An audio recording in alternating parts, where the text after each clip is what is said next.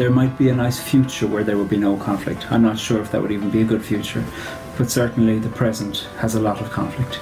So we might as well have a spirituality that's appropriate to it, and see that the experiences of conflict that we have in the day-to-day, I mean, that might be anything from a conflict with yourself, a conflict with your spirituality, a conflict with your congregation, or where you're living. It could be a national conflict or a border conflict. Finding a spirituality that isn't afraid of approaching that, and seeing that there can be a spiritual discipline in living with that conflict, and finding a way within which you can shape the conflict and it can shape you. Some of that can come about through resistance, to say there's certain conflicts that I want to resist, and I want my spirituality of conflict to nurture me in resisting that and making change, and I think that's a really important thing.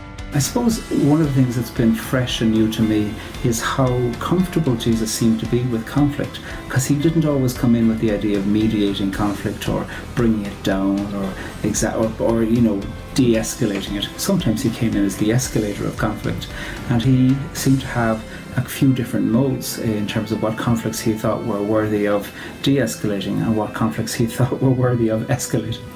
Conflict isn't necessarily something to always be gotten over. Conflict is the place from which art can come, and which fun. Sport is mostly mediated and moderated, enjoyable conflict within a certain set of parameters. And so conflict in itself can be something really enlivening and electrifying, and gives us the spark of being alive.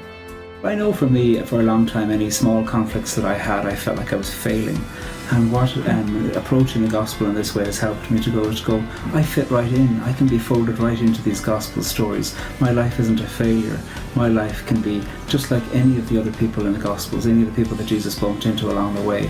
And his responses to them would be like his responses to me. And I can feel validated, really, that I'm not failing. I'm just part of the project and the argument of being alive. And so as a result of that, I'm finding a way to pray within that conflict and meet Jesus through the Sunday gospel readings.